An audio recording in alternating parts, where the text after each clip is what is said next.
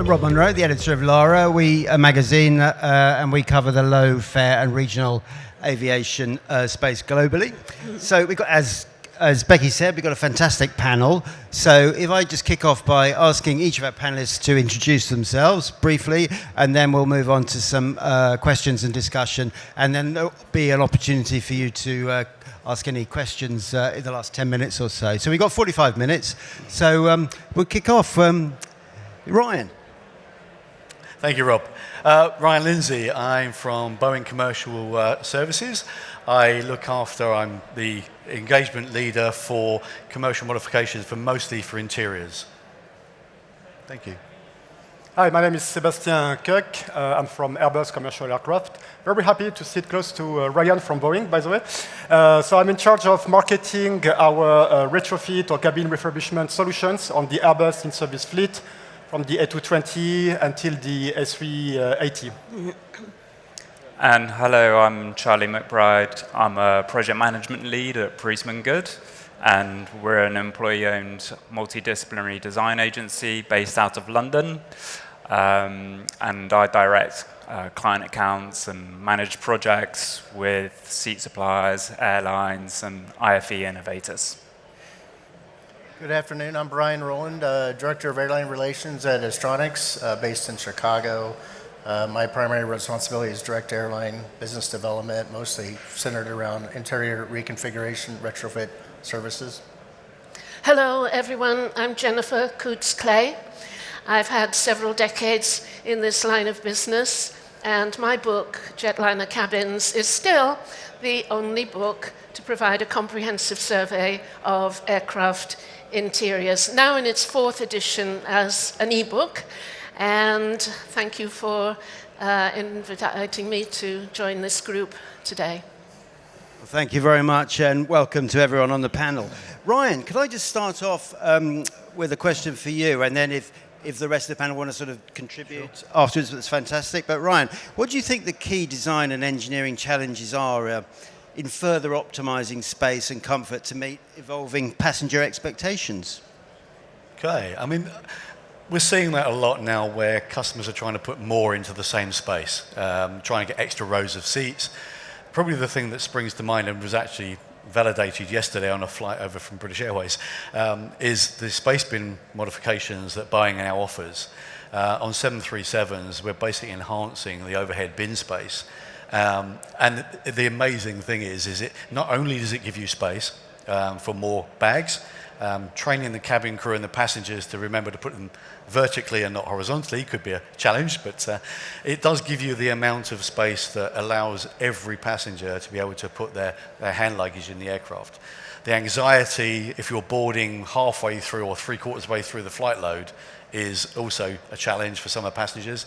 I've seen people trying to push through, jump queues, trying to get there on first just because they want to get a bag in the overhead bin. That takes that away as well. So there's a great challenge there. Benefit for the airline themselves is there's potentially less cargo stowage. So that allows them to either take more freight or at least faster onboarding of the passenger onto the system.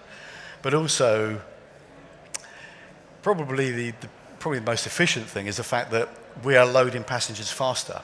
There aren't people, as I saw yesterday, people taking bags from the front, moving them to the back because they were large, deboarding, the passengers going, where's my bag? It's right back there. They can't get because passengers are trying to deboard at the same time.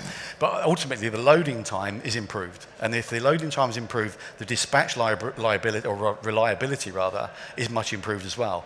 That's less penalties and blah, blah, blah. Yeah, that's going to be the big benefit for those bins that are being snapped up quite regularly now by a lot of the airlines. It started in the US, it's growing now much further across the field into Middle East and further afield. So yeah, there's a lot of challenges for that one.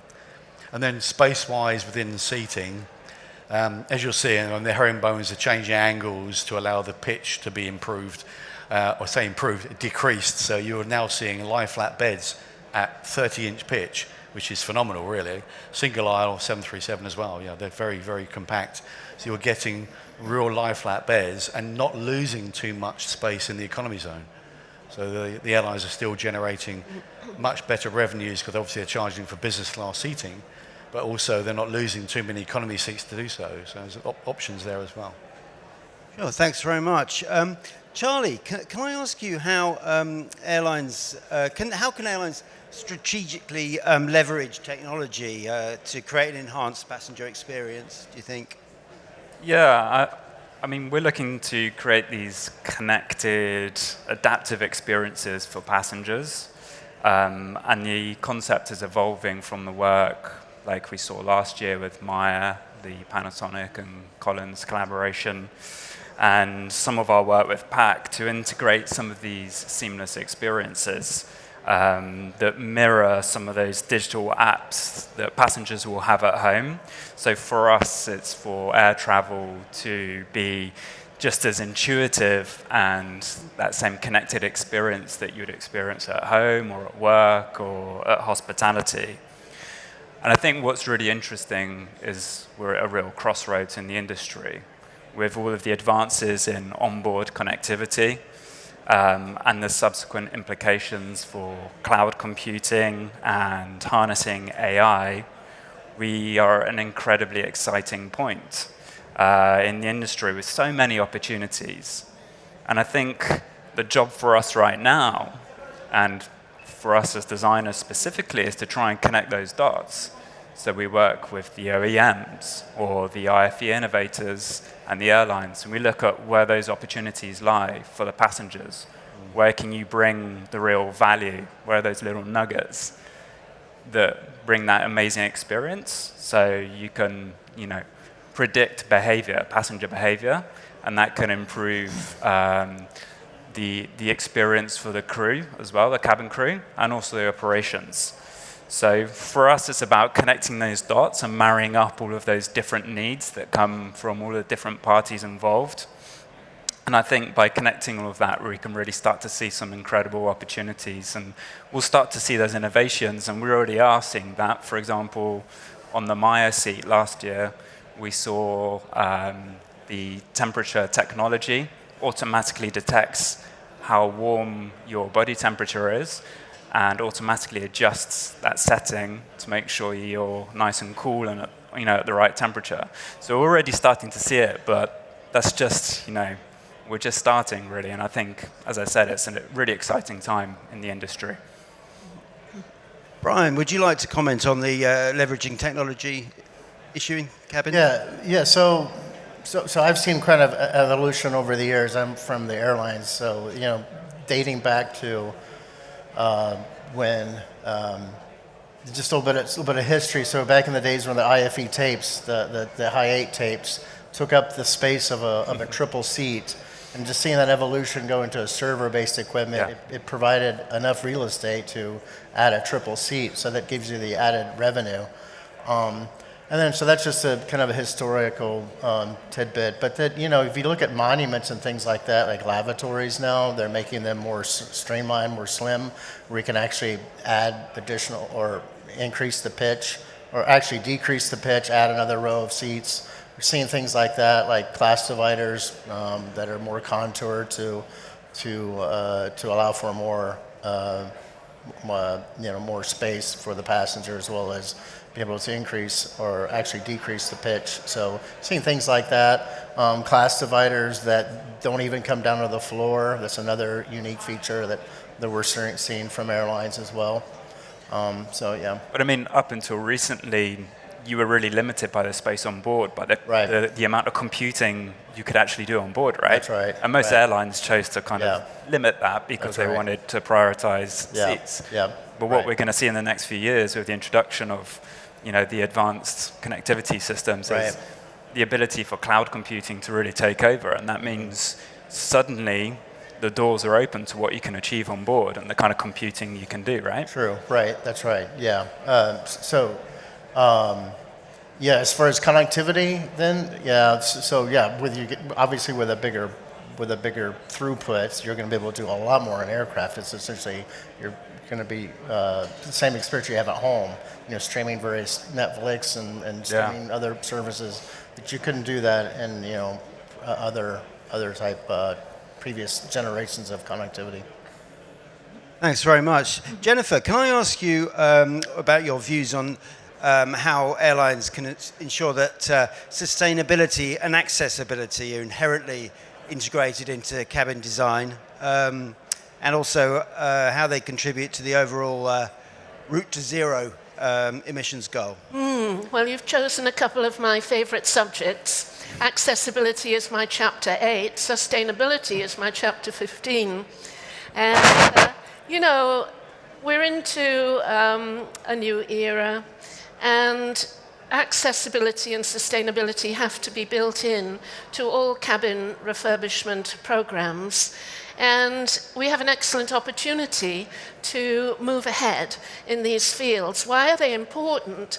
Well, they can be classed as the aspirational attributes relating to an airline. An airline is more than just a transportation company, organization, passengers, baggage, cargo, freight, mail, on and on. It's part of the fabric of society. And in its own home market, each airline can work out the statistics, number of disabled people, for instance. For example, in the United States, where I live, 1 in 4 has a disability. 80% of the disabilities are non-visible. And we think about the aging population.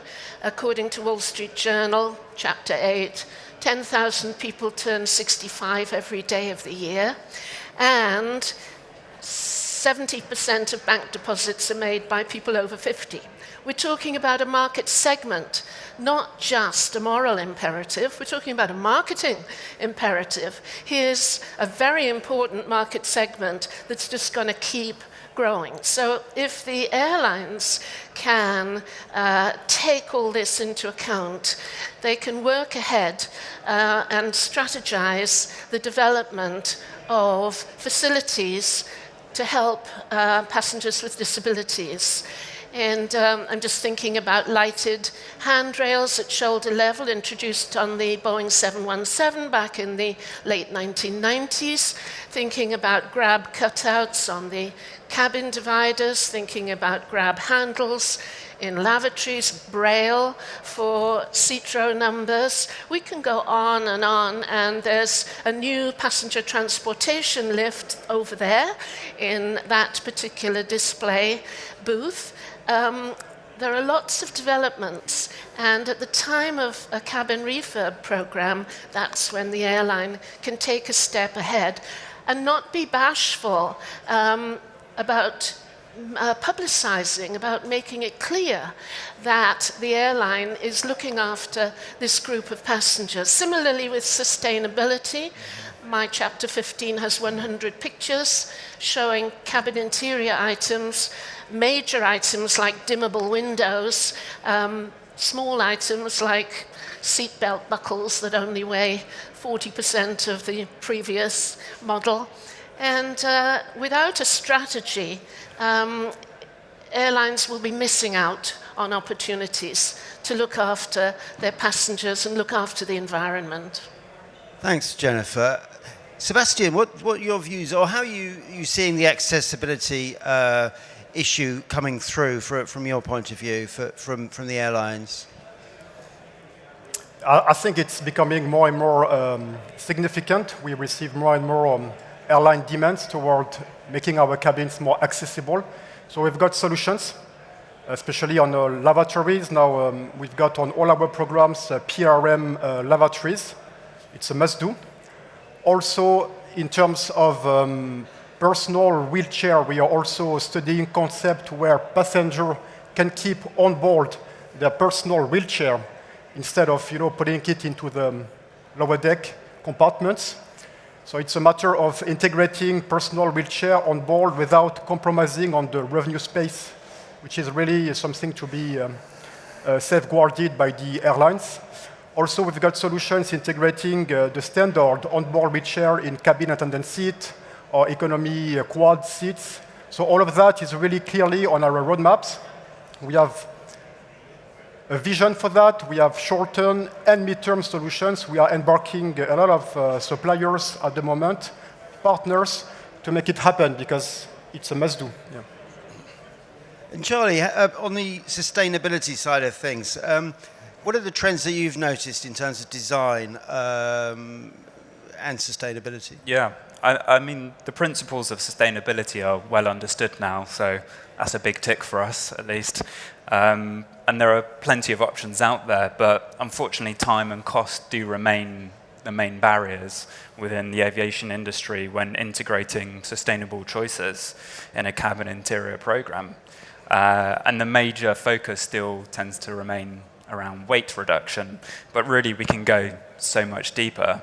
And you mentioned Route to Zero earlier, and you mentioned it in your book as well, Jennifer, but there's a process we've developed whereby we can help to identify more sustainable choices at every stage of the design process.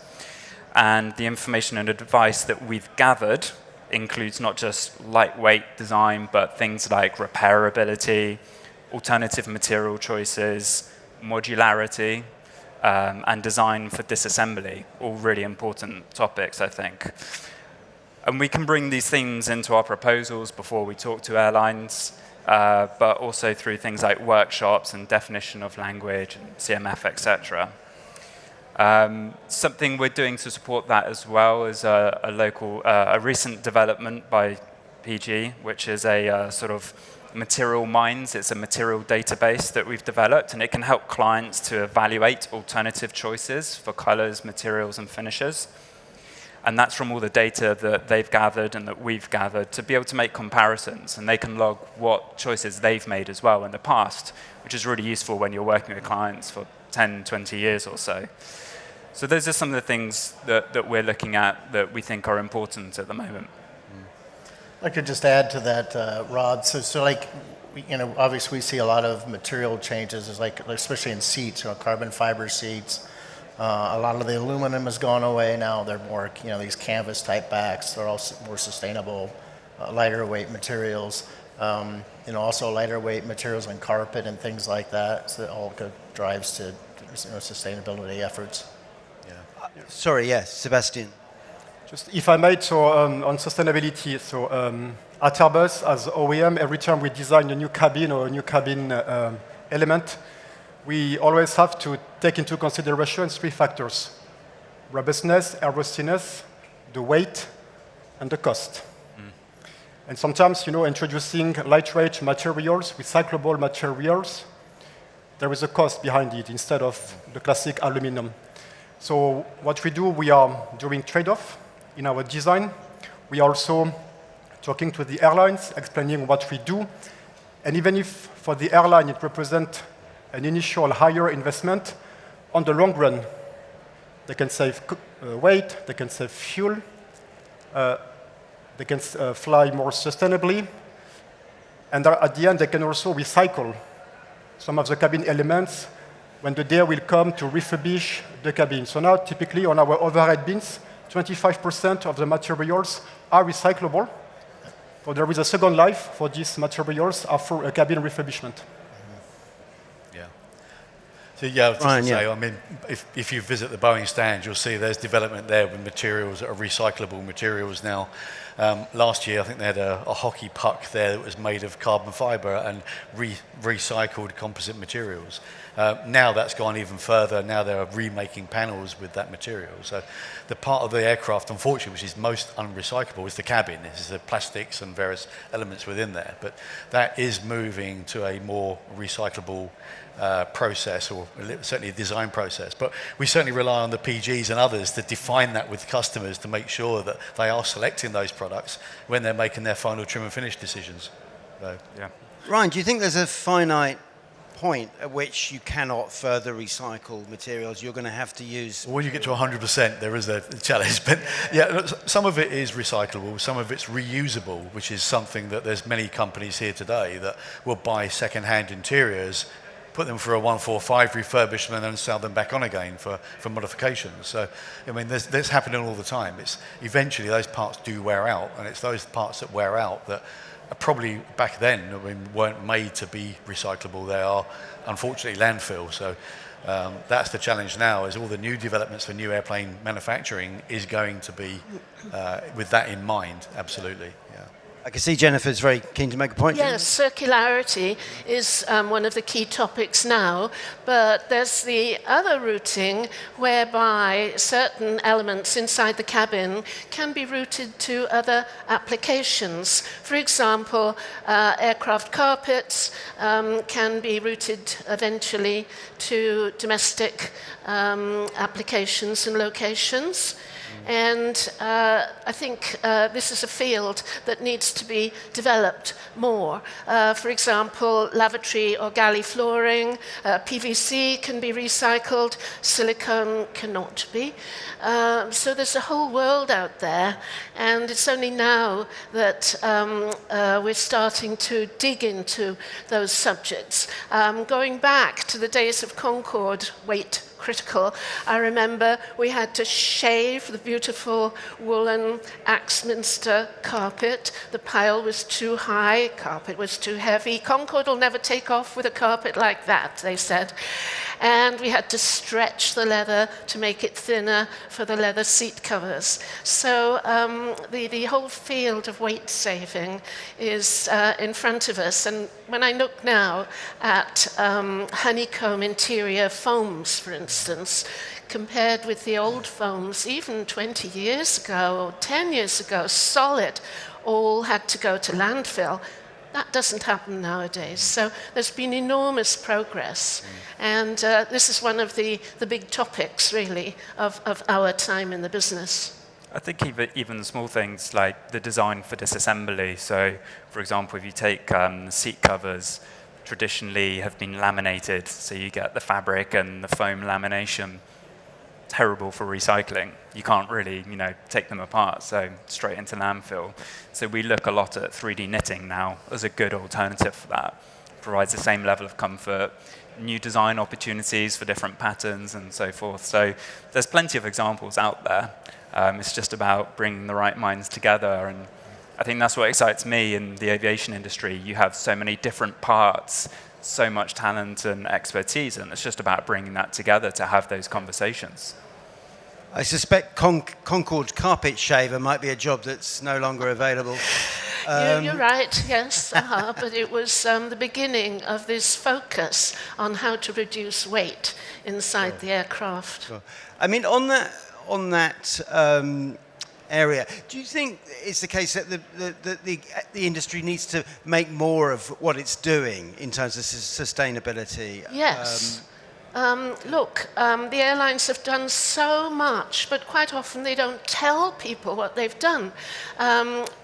Thinking about cabin health standards and air circulation standards. Look, HEPA filters were installed in the 1990s I remember when American Airlines installed HEPA filter. Did they tell anyone?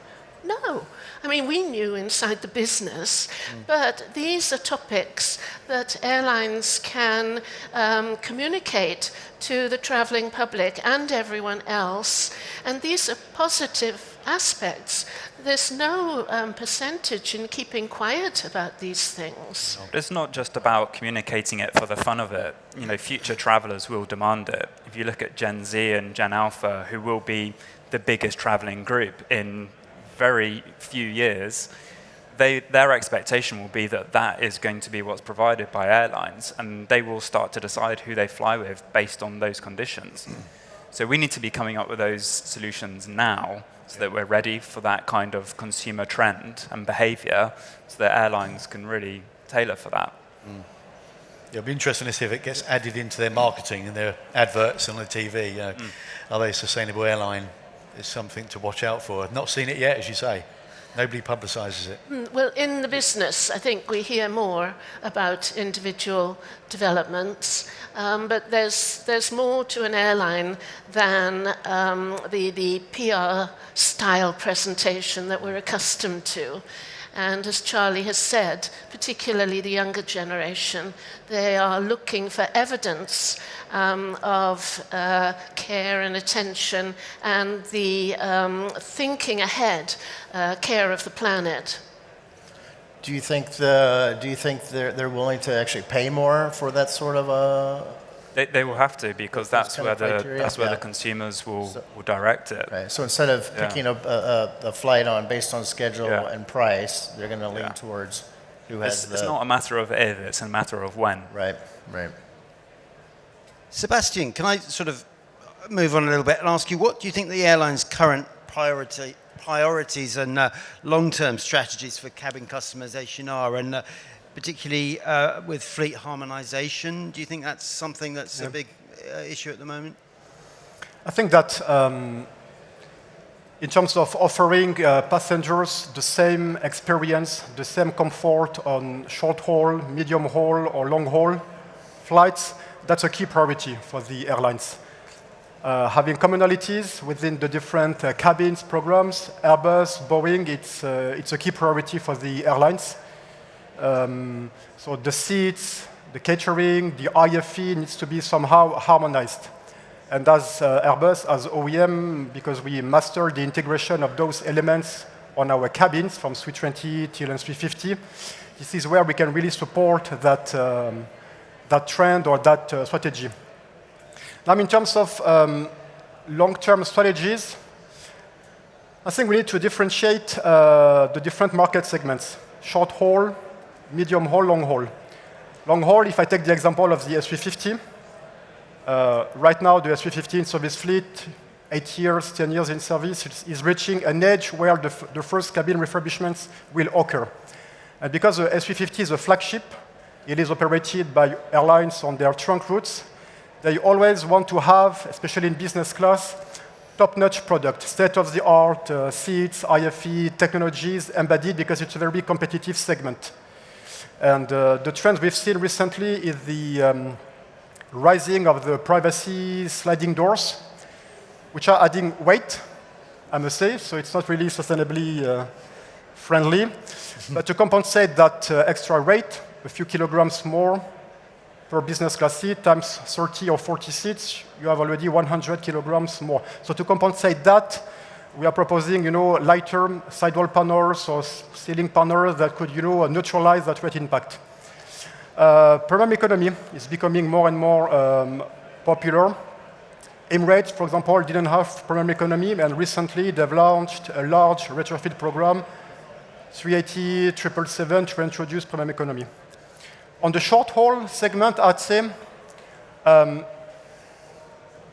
today it's a matter of offering enough ASK, available seat kilometer, because the passenger demand exceed the supply. So solutions which are helping to accommodate more passengers, like we have at Airbus on our A320, the Space Flex. A basic A320 cabin is 180 pax. Thanks to our Space Flex innovation, we are now able to accommodate 186 passengers. If we have a fleet of 100 aircraft multiplied by 6 extra passengers, you have 600 extra available seats offered on the market. And that's really what airlines are trying to do. And on the medium haul, I would say we see a trend to regionalize the A330s that were operated long haul. And of course, you need to rearrange the cabin towards it. So things like crew rest compartments or flight crew rest compartment could be actually removed. You need as well less galleys, so you could put more seats to accompany that regionalization, densification, which is also implying densification. Thanks, Sebastian. Ryan, what's your view on that? Yeah, we're seeing the similar requests, actually, even down to a point where airlines are code share on a particular route. Now, one of those airlines is needing to change their product to match the other products. They've got a similar offering on the same route.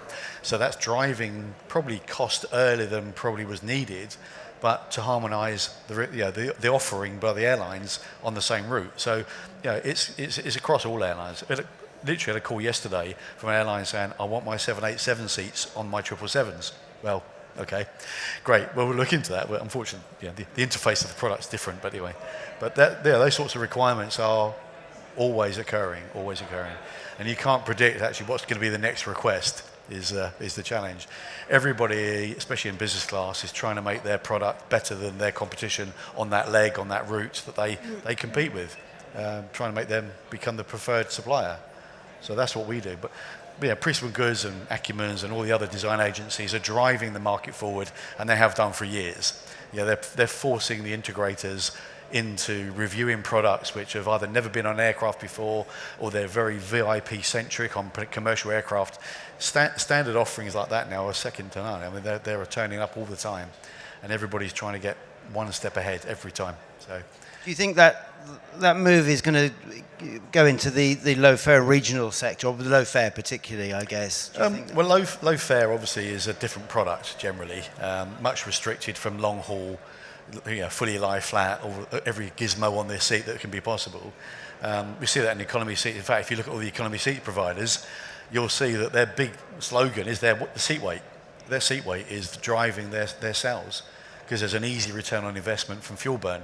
So that's a part of their marketing ploy. And Brian, can you just talk a little bit about the seating technology and how that's coming on, and maybe what's coming up around the corner for it?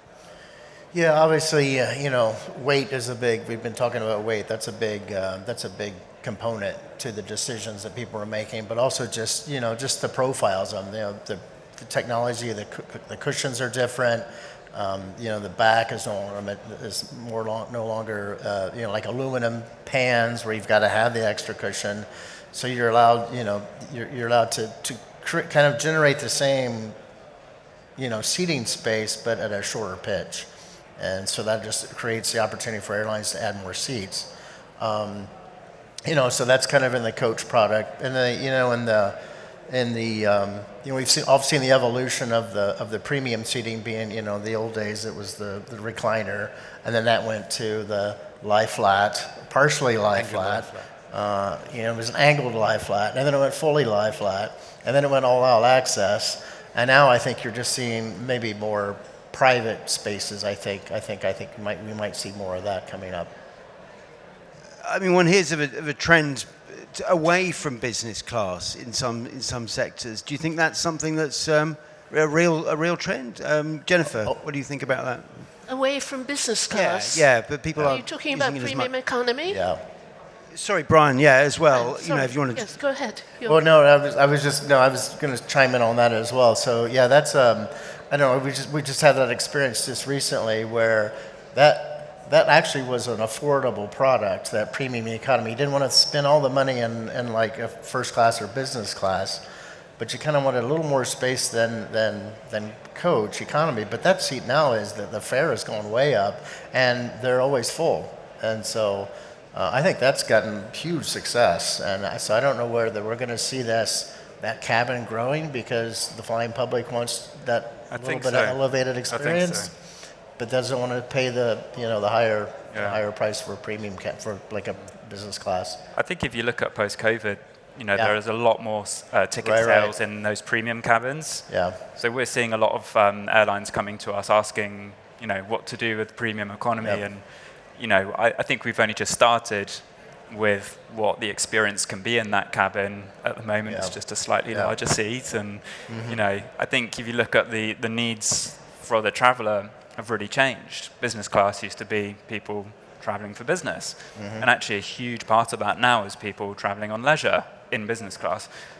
And conversely, a lot of people traveling in business now are being asked to travel in economy or premium economy because of the footprint, the sustainable footprint. So you're sort of flipping it on its head. So I think actually the opportunities in premium economy are really interesting because of that. How do you give people an environment where they can still be productive and do some of the things they might have been able to do in the past in business class? And at the same time, how do you cater for the leisure traveller in business class? I mean, it was interesting in social media. I've noticed recently that some business class travellers are finding it difficult because there's families in business class now, and it's, there's issues around noise and so on. I mean, that's just one of those things, I suppose. But yeah, it's interesting, isn't it? That might sort of be a move away from traditional business class passengers, and then the premium economy sector might start to grow. Yeah, I think it's just going to be maybe fast forward, maybe quite a few years, a bit more of a blended experience as well. I think some of the other areas we're looking at, which are quite interesting, are some of these third spaces.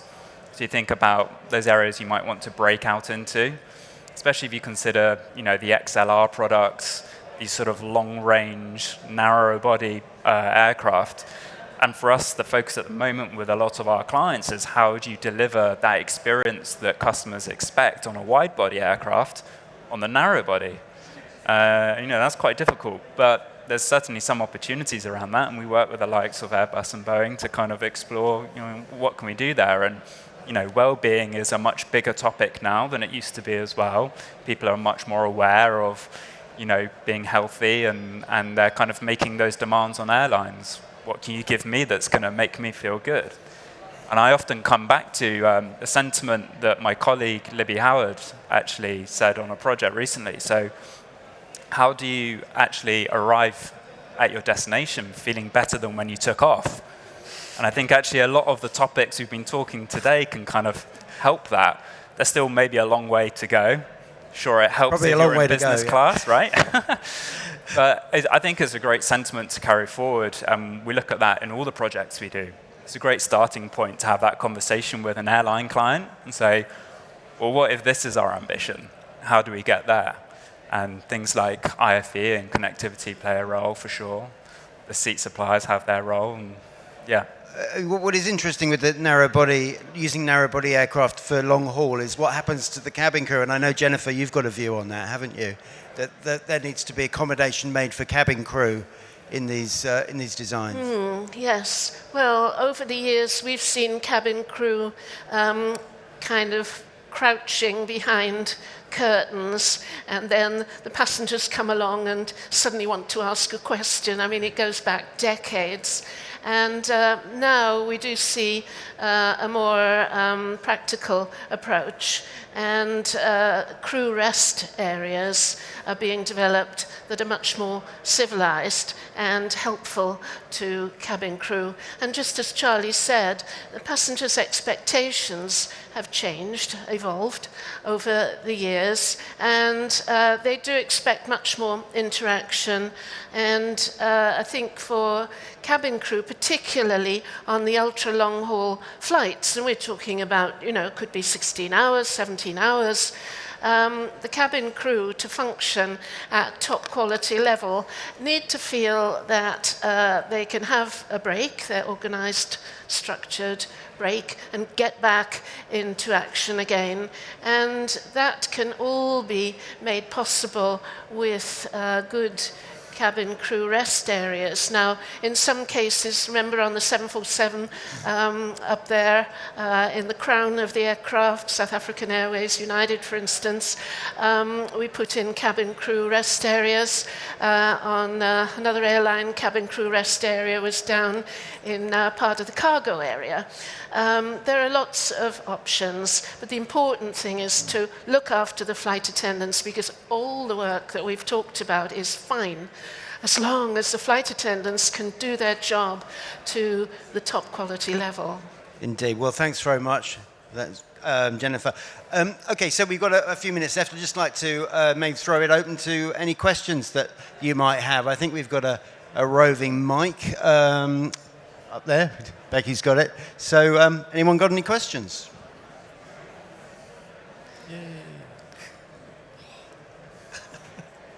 Oh, that's very...